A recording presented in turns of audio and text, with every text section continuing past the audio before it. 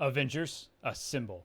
Welcome back to Standards Presents. I'm Greg, and if you're enjoying the content we're producing, please consider following that link in the description below to assemble with us on our Patreon and become a sponsor today and become an Avenger. We have two tiers available right now on our Patreon, a $3 tier and a $5 tier. At that $5 tier, you join our Avenger Premium membership and these lovely people on our Avenger Memorial Hall of Fame, in addition to monthly comic drops. And to all of you sponsoring our channel, thank you so much for your support and for making this content possible. So, we're jumping forward in time. Now, because you may not know this, but you're going to see today's video and tomorrow's video, and they're taking place at a later point in time than next week.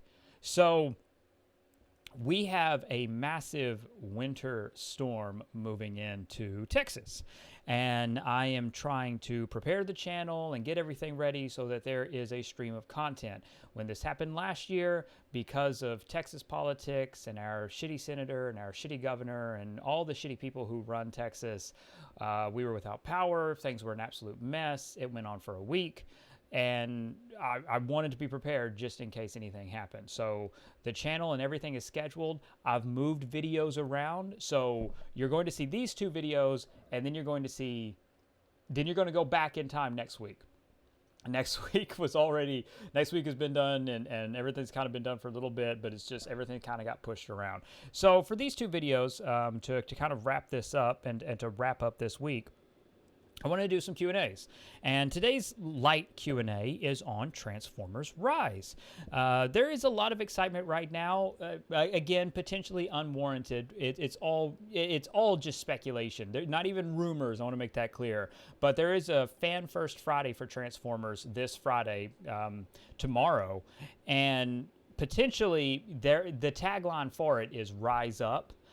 And so it's got me excited. It's wild speculation. It's more than likely it means nothing because, again, Transformers Rise of the Beast, that's their whole kind of catchphrase right now for that movie. It's potential that it means nothing. But the movie's a year out, so they don't really got anything to do with the movie. So again, I'm letting myself get giddy. I'm letting myself get excited. And I've been waiting for this game for years, as you know, if you follow this channel or if you followed our original channel before Square Enix nuked it. But as it is right now, I'm as giddy as a schoolgirl. So I was going to answer some of the questions that we have in the comments that have come up because of Transformers Rise, and that's also have popped up in our Discord. So we're gonna kind of run through them. What is Transformers Rise? Transformers Rise is in the documents that leaked, again, these kind of things could change, but it was a free-to-play third-person shooter, which again with melee, because it does note that there are melee weapons and ranged weapons, guns, if you will. But it was a third-person, free-to-play, cooperative and competitive online multiplayer game. So it was going to have competitive game modes. It was going to have like Slayer and King of the Hill and things like that. But it was also going to have cooperative missions that moved the story and progressed it forward. It was in development at Certain Affinity and Splash Damage. Splash Damage was helping Certain Affinity develop the game. And again, it was going to be live service. It was going to have microtransactions. You were going to be able to purchase stuff. You were going to be able to purchase battle passes and all these kind of things. But it was all going to be free to play, and it was going to be updated regularly. Next question, where is Transformers Rise set in terms of Cybertron and Earth? It was set on Earth. Everything listed as being set on Earth, but there would be missions that would take you to Cybertron, but you were firmly planted on Earth. Speaking of which, you had a base on, you would have a base on Earth, like the tower in Destiny. And how it would work is you would start the game as a Transformer. The documents were very loose on this. We don't know if it was going to be a known Transformer, or if it was going to be, that you created your own Transformer and kind of rose through the ranks. But you started out as a Transformer character, and throughout the course of the opening of the game, you would reestablish a base on Earth. And then you would take missions from the Autobots or the Decepticons. And if you solely took missions from Autobots, you would rank up and master your Autobot rank and your base would reflect that. And so Decepticons wouldn't be in the base. There wouldn't be you would have fewer Decepticon missions, but in exchange, you would have exclusive Autobot heroes. You would have exclusive Autobot heroic missions. There would be things you could do, and vice versa. So it's sort of like the alignment in a Star Wars game, the light side or the dark side. The more work you did for one side, the more benefit you had with that side. Again, Optimus Prime, Megatron, Grimlock, Starscream, Soundwave, Shockwave, but they were all exclusive. And your base would reflect that. So as you rose up in your rank in your preferred faction, you would see more Autobots coming in, fewer Decepticons, to the point where there were no Decepticons in your base, and you had Autobot symbols, and your base kind of reflected the appearance of the Ark, and then vice versa for the Decepticons. The Decepticon appearance would be overwhelming. It would be more reflective of that, and it would change and evolve. And again, if you were maxed out in Autobot ranks, you slowly started to take up Decepticon ranks, it would change, and it would change regularly. And depending on where your rank was, the other players in the tower in your base, because again, like Destiny, they would be roaming around, but again, it would be other people of the same faction. So it would be other people, within where you were of your level of your faction, the rank of your faction, because you would be with other Autobot players. You'd be with people who are primarily, focused on Autobot missions and working for the Autobot cause, because your base would act like the tower in Destiny. There would be, again, it was an online space. There was going to be other players in your base. Now, there was never a phrase on how many players would be in it, but other players would be walking around and roaming around the base. It wouldn't just be NPCs. You would interact, just like in Destiny, with other players in this tower environment. But again, it would be a faction for your choosing, whoever you did more missions for. And there would be exclusive missions. There'd be exclusive heroic missions. There'd be missions that you would take on, and you would play as the iconic Transformer characters. You'd play as Optimus Prime. You'd play as Grimlock. You would play as Bumblebee and Sideswipe and Prowl. All of these kind of characters that you would play as. But some of them were locked behind different ranks within that faction. And again, the same goes for sort of, in terms of the breadth and scope of the Transformer mythology. Again, beast modes, vehicle modes, jet modes. It notes all of this. It specifically calls out beast modes. Vehicles are always kind of to be expected. It is Transformers, but it specifically calls out in the documents, it calls out beast modes. There would be, again, it was live service, so it was going to be an ever-evolving, ever-present world. New locations would open up, the story would change, and it was going to be built season by season. So the game would be reflected with seasonal content and updates, regular updates, holiday-themed content, it even noted, but it was going to be a living, breathing world. That was the goal. That was the very high expectations, and they set a very high bar to achieve that. It is considered a AAA game with top-of-the-line graphics. Originally, it was scheduled for release on the Xbox One, PS4, and PC. Obviously, I still expect it to release on all those consoles, but then we are now in the height of the next generation. So I expect it to be on the PS5. I expect it to be on the, Series X. But it was going to be on pretty much everything.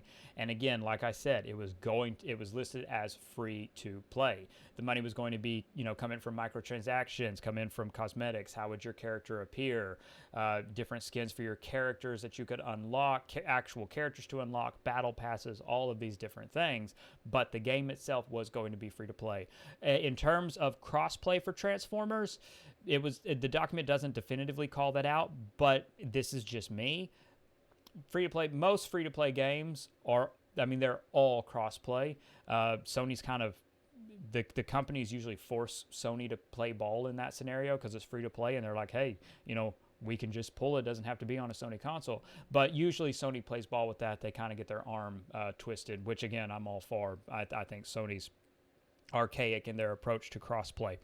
But beyond that, like in terms of the documentation, in terms of officially what we know, that's kind of the scope of it. There was going to be missions on Earth, and it was going to primarily be Earth, and the Transformers were going to be a known quantity. People knew, society knows about the Transformers. They know about the war between the Autobots and Decepticons in this fiction. and you were firmly planted on Earth. And again, it notes that you would use your vehicle or alternate form, vehicle or beast form, and again, that it was involved immersive combat.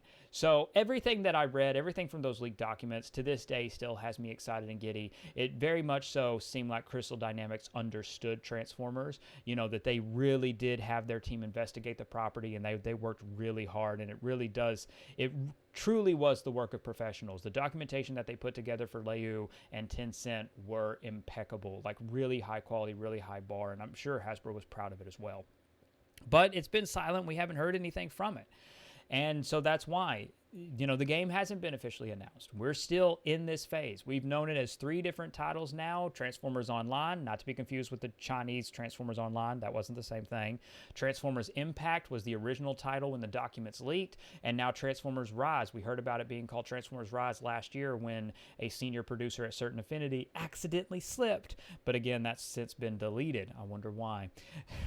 So I mean, we're playing this game, so to speak, and we're just waiting for it to drop, you know, and we're hoping. Like, we know it's been delayed. We've heard it's been delayed. We know that the state of the world had a very strong effect on game production, and now it's just kind of waiting and seeing. We don't really have anything to add. I'm looking forward to the Fan First Friday. I hope I don't lose power because, I mean, of course, I mean, can you imagine if that is the day they announce Transformers and I have no power? Like, oh, God. I mean, come on. So I'm hopeful, but that's just me being hopeful. There's no rumors that lead to it. There's nothing. That's just me seeing Rise Up as the headline. You know, Hasbro is advertising the Fan First Friday with Rise Up, and I'm like, oh, my God, Rise. So I'm just going to get giddy. It will have a toy line tie-in.